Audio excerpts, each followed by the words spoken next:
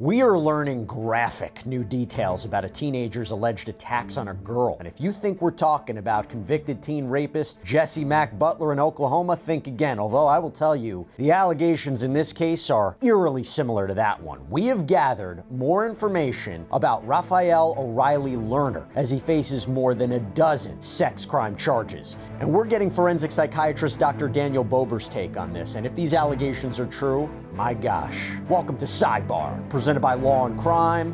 I'm Jesse Weber. We first told you about alleged predator, 18-year-old Rafael O'Reilly Lerner, back in December. 18 years old. Well, I'll tell you what. We just got our hands on an arrest affidavit, and I am telling you, this is giving us a dramatic new look, new alleged details about his purported attacks on a fellow high schooler. And we are looking at this case in an entirely different way now. So according to Orange County inmate records, O'Reilly Lerner is still locked up with no bond because of the severity of his 11 charges. And I can't emphasize this enough given how young he is, but we are talking 3 counts of sexual battery with a deadly weapon or physical force, tampering with a witness, false imprisonment, use of a child in a sexual performance, 4 counts of battery by strangulation, sexual battery of a person between 12 and 18 years old with threat of retaliation.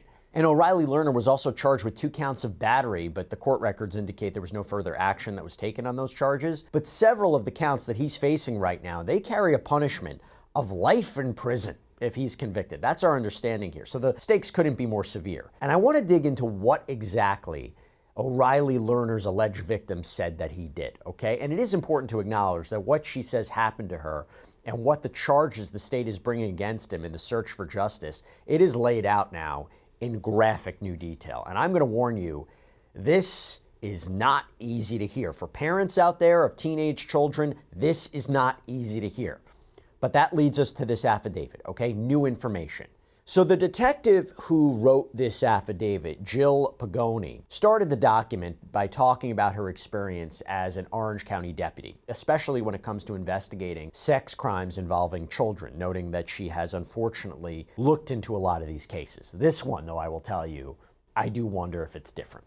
Now, Detective Pagoni said that she first responded to a local school on November 21st, 2025. That is when a 17-year-old made a disclosure about sexual incidents that happened off campus but involved another student, 17 years old. Now, in her initial statement, the student said that a few weeks before, so in October, she had been hanging out with the defendant, Rafael O'Reilly Lerner, and that she was hanging out with him and a couple more friends. This was at an outlet mall. And she would later say that in a later interview that she and O'Reilly Lerner, they were in the talking stage of their relationship. They had only been together for a few weeks, but they'd been at the same school together for around a year. She claims she told O'Reilly Lerner that she didn't want to do anything sexual for now. And she claims he agreed. She thought that he was being a gentleman. But then there was this alleged incident at the outlet mall, and she claims that changed everything. This is, again, according to her. She says one of her other friends, whose gender isn't indicated in the report, slapped her on the backside, seemingly as a kind of joke. But that really, according to her, upset O'Reilly Lerner. So what happens? She claims he drives all the friends home. Then she claims he took her to a restaurant called Rocco's Tacos in Orlando, but instead of going inside, she claims he parked behind the building near the dumpsters. And the affidavit says that he wanted to have sex with her. She didn't want to. She tries to get away, but this is where she claims he yanks her back into the car by her hair and told her to get in the back seat.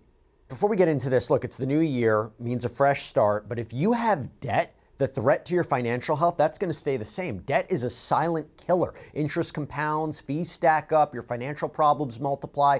The good news, it doesn't have to stay that way. Our sponsor, PDS Debt, has helped hundreds of thousands escape debt, reduce what they owe, and take back control. Whether it's credit cards, personal loans, medical bills, PDS Debt has customized options to help you pay off debt faster. There's no minimum credit score that's even required. They look beyond the numbers at your unique financial situation, and they design personalized plans to help help you pay off debt faster, and they put money back where it belongs, in your pocket. Also, they're A+ rated by the Better Business Bureau. Every month you wait is going to cost you more, but your way out starts right now. Don't wait for debt to strike again. Break free in 30 seconds. Get your free personalized assessment and the best option for you at pdsdebt.com/sidebar. That's pdsdebt.com/sidebar, pdsdebt.com/sidebar. Now I'm going to read from the document now, okay? Quote, "She got into the back seat of his car and told Rafael she did not feel comfortable and kept telling Rafael no. He proceeded to hold her chest down and took her pants off. She tried to push him off because it was painful. Rafael slapped her across the face and spit on her while stating he was going to make it hurt more as he recorded her face and the rest of her body. After recording, he used both of his hands to choke her to the point she could not breathe and continued to call her a slut while slapping and spitting on her face. After Rafael finished, he told her if she told anyone or tried to leave him, he would leak the video all over the school and to her parents." Now, if these allegations are true, this is unfortunately a threat that we've heard all too often, right? Predators using the threat of revenge porn as a way to keep victims obedient. Now, the detective says O'Reilly Lerner went even further, though, allegedly showing the teen girl videos of people apparently getting killed or dismembered, reportedly saying he had friends who could do that to her. According to Detective Pagoni, quote, "Rafael showed her the various types of albums he had on his Apple iPhone and quickly scrolled through. She caught a glimpse of video albums containing other potential female victims younger than her." And police have previously told local news outlets that they think that there could be more alleged victims out there, and they encourage them to come forward now that O'Reilly Lerner is locked up. The affidavit says, quote, "She had all the text messages from Rafael threatening to leak the videos and was able to get a glimpse of Rafael's cell phone when she observed multiple videos of other females having sex with him. She was able to identify one of the females as redacted, an outcry witness." This is usually somebody who was told about some sort of sexual abuse of a child. Quote, "She told her she had gone through the same thing with Rafael when she was in a relationship with him." Now, O'Reilly Lerner also, according to her, seemed to be obsessed with the idea that this victim, this alleged victim, was cheating on him. According to the affidavit, quote, "Rafael continued to accuse her of cheating on him and made contact with a previous male friend on her phone, verifying their relationship. After he hung up the phone, he demanded she go to the back seat of his silver gray sedan to have sex with him, and if she did not, she needed to leave his car. She told him she did not want to have sex and just wanted to go home. She attempted to leave the front passenger seat of the vehicle when he grabbed her hair and yanked her back into the vehicle. This caused her to lose pieces of her hair. Rafael demanded her to get into the back seat again, or else he would do, quote, more to her. She continued to tell him she did not want to have sex as she was a virgin, but was in fear of how he would react if she did not comply." So if these allegations are true, what a horrific thing to experience, especially at such a young and impressionable age. And by the way, these allegations are true. He's leaving behind, allegedly, a mountain of evidence, right? Talking to other people, the digital evidence. You also wonder if there's any forensic data in his car, although I will tell you it could be difficult because, if hair strands are in the car, that might not be surprising if the two were together. And again, if there's this allegation of, coerced sexual activity, having the presence of certain material in the car might not be able to definitively prove what happened. Little tough, but I want to go back to this document because it says, quote, "She later confronted Rafael via text and asked why he was so rough and why it turned to, quote, that. Rafael apologized and stated he never meant to hurt her. He mentioned that something was wrong with him and that it was not his intention to hurt her. He bought her gifts each time an incident occurred to make her feel better." Again, digital evidence like this will be huge if he's admitting to something like this. It elevates the case from simply he said, she said. And by the way, if these allegations are true, how many times have you heard something like that, right? Somebody abuses a partner and then love bombs them. Messages, gifts. It's a common tactic we see many times. And again, if the allegations are true, just very disturbing for somebody this age. Now, just a few days after this alleged assault, O'Reilly Lerner reportedly heard from one of the victim's former friends that she had cheated on him, okay? According to the affidavit, he was livid, and he confronted her via text, allegedly telling her that if she didn't see him that night, he would leak naked images of her. If this is in the text messages, huge piece of evidence.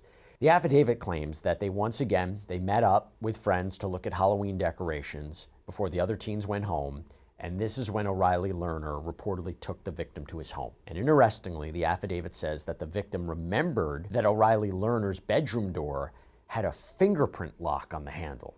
The victim claims O'Reilly Lerner had sex with her against her will in his bedroom multiple times that night, which included him allegedly strangling her nearly to the point of unconsciousness.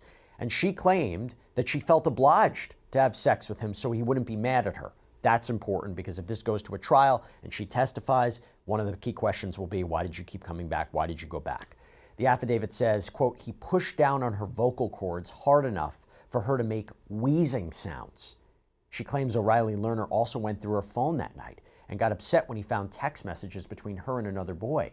He then reportedly told her that he would be going through her phone on a daily basis from then on. This is again according to police. And the victim told the detective that no matter how much she said no, she couldn't get free from O'Reilly Lerner's clutches. Quote, Rafael reminded her that the more she resisted or said no, the worse it was going to be, and the more he was going to leak her stuff. He was going to show her father all the video so he can see how much of a slut she was. He told her to just get it over with so she can go home. And then regarding a certain sexual act that she didn't want to do, quote, he informed her that he would tie her up one day and do that with her no matter what, and she would not be able to say no. The teen then apparently told the detective that O'Reilly Lerner was incredibly possessive, had taken over her life. Quote, Rafael was a jealous person and, quote, would not allow her to have any friends. She believed he would have his friend watch her while at school if he was not attending. Now, I should tell you, much of this affidavit is blacked out, likely for the victim's privacy or the integrity of this investigation, but it does state on December 4th, 2025, she was shown a single photo of Rafael and positively identified him as Rafael O'Reilly Lerner. She also provided a recent photograph of him as well as his home address. And then you have the Florida outlet WOFL that discovered that this was apparently not O'Reilly Lerner's first run-in with the law. Now, according to records they reviewed, a 19-year-old woman accused him of sexual battery and voyeurism back in August.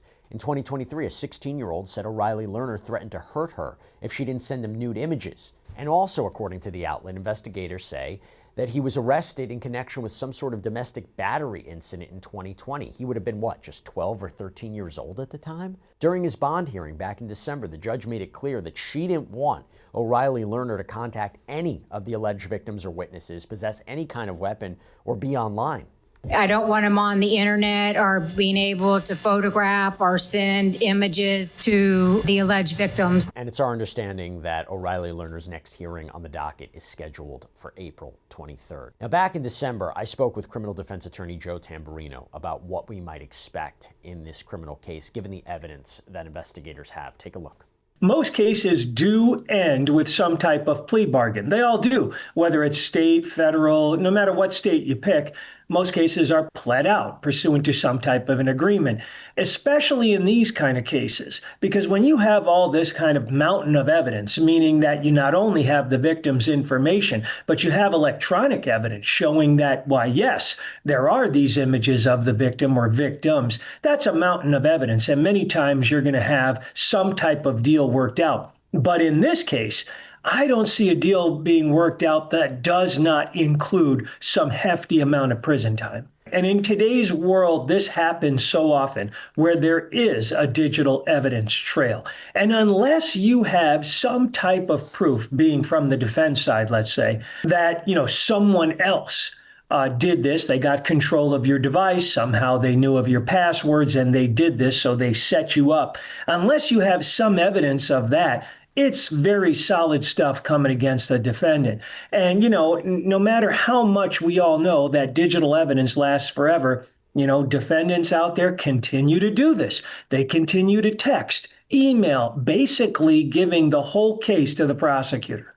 Now, I got to say something. There are, if these allegations are true, definitely a lot of similarities between this case, and yes, O'Reilly Lerner is innocent until proven guilty, but if the allegations are true, similarities between this case and the case, something that we've covered a lot here on Sidebar, the case of Jesse Mack Butler, that Stillwater, Oklahoma teen who entered a no contest plea to more than a dozen of his own sex crimes charges. And in a twist, The court agreed to grant him youthful offender status. Remember that? Which means instead of facing potentially decades in prison, Butler was given probation, never spent time behind bars. And like O'Reilly Lerner, Butler was also accused of strangling and choking his victims, two of whom came forward to tell school administrators about what was going on. They had both dated Butler at separate times, but experienced the same brutality. One of the victims ended up having to have surgery, reportedly had a doctor tell her she was only 30 seconds away from dying when she was choked out.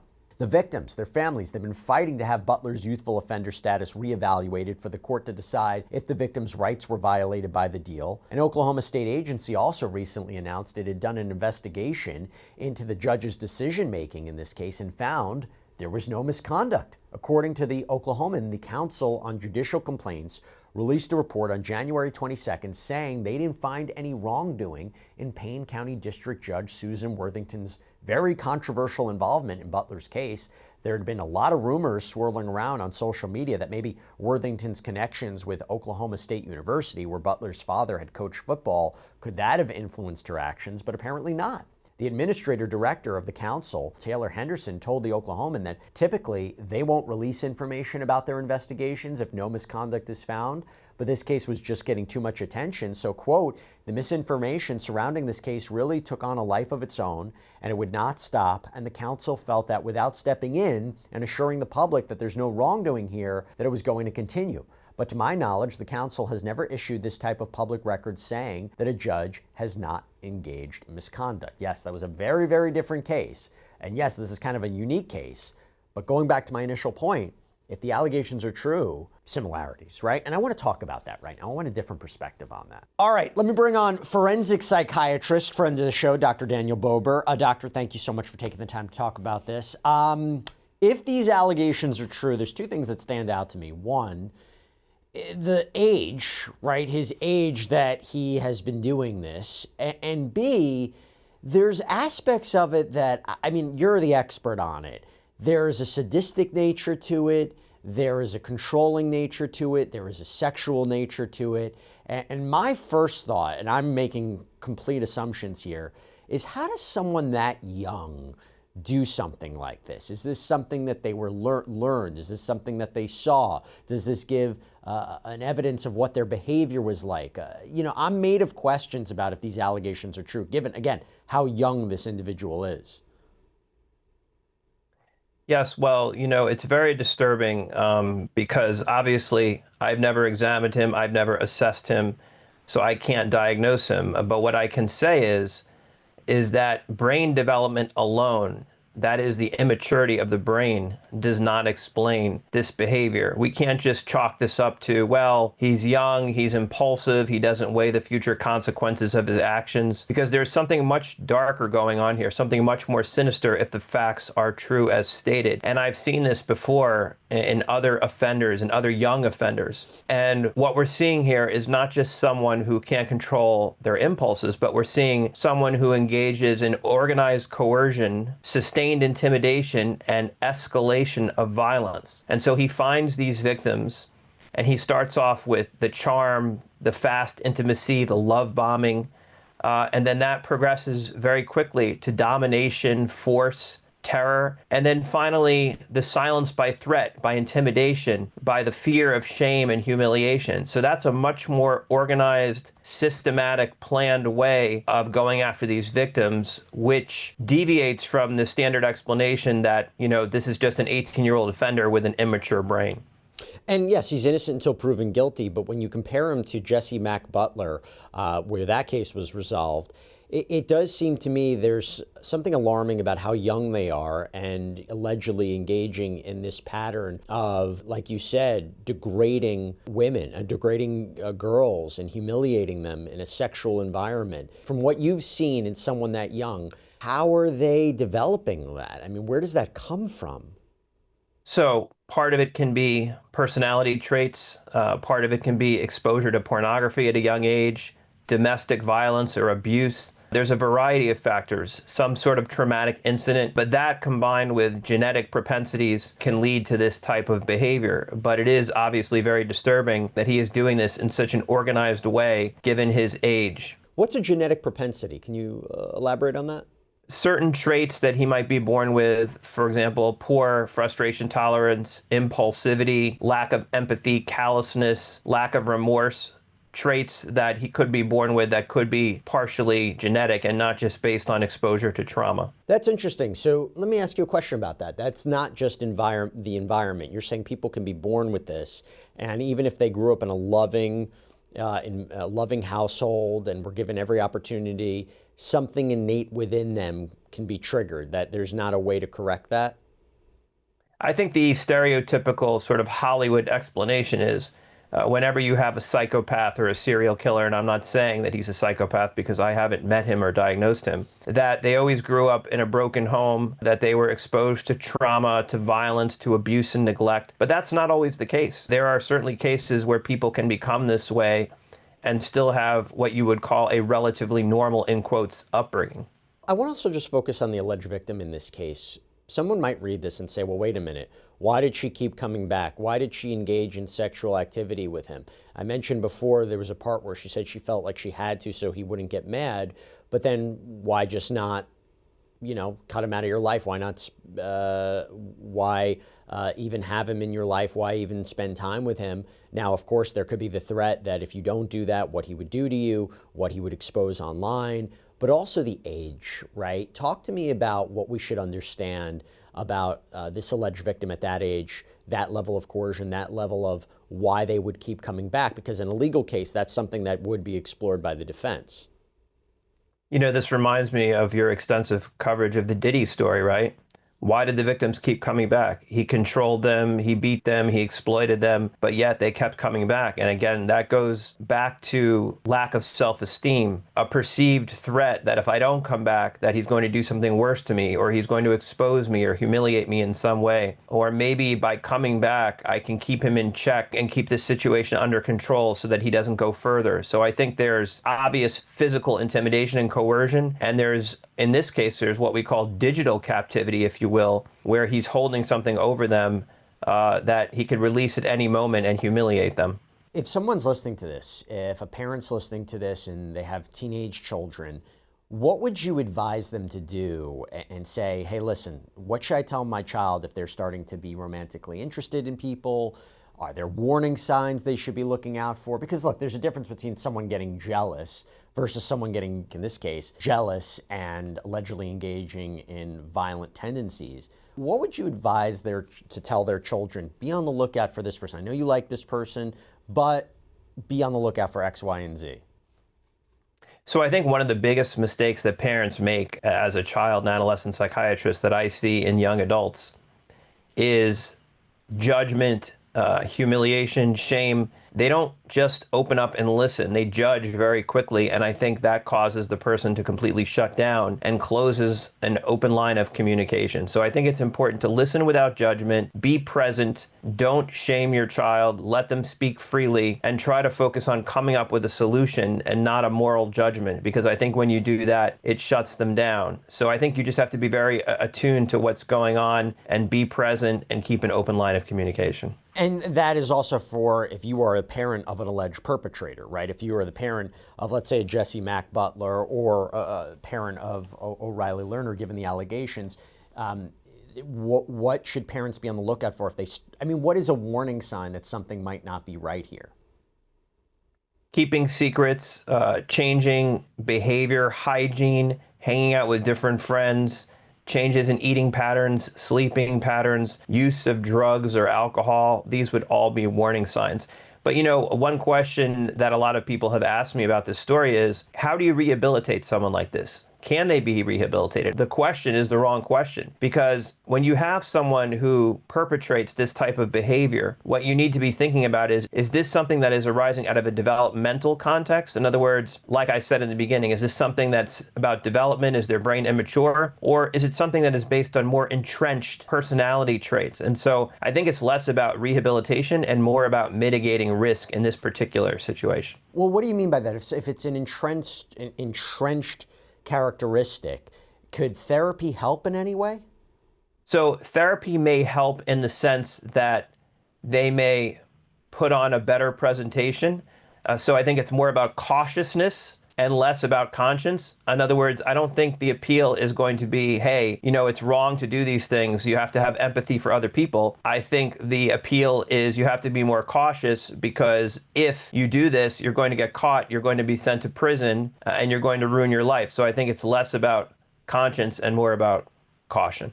When you hear O'Reilly Lerner reportedly tell this victim that there was something wrong with him, that was really interesting if that's true, because that would suggest awareness. That would suggest, if the allegations are true, right, consciousness of guilt. Have you heard patients say that before? I feel like there's something wrong with me. They know it, right? There's the difference between those who say, I didn't do anything wrong. That person's wrong. They're crazy. I'm justified. But to hear someone say there's something wrong with me, that stood out. I've had people say that to me in the context of the people they know. I do these things and they don't bother me. I don't feel guilty about them. I'm not like other people. I've had people tell me that, and it's extremely chilling. If you had the opportunity to speak to O'Reilly Lerner, what kind of questions would you want to ask?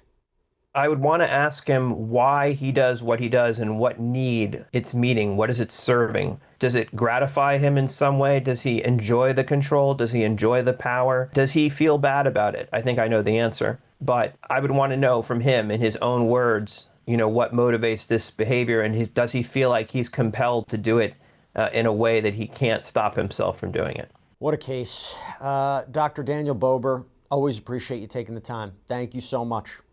Thank you so much. And that's all we have for you right now here on Sidebar, everybody. Thank you so much for joining us. And as always, please subscribe on YouTube, Apple Podcasts, Spotify, wherever you should get your podcasts. We're also up on NBC's Peacock as well. If you want to follow me, X, Instagram, you can check out my News Nation show, Jesse Weber Live, Monday through Friday, 11 p.m. Eastern. I'll see you next time, everybody.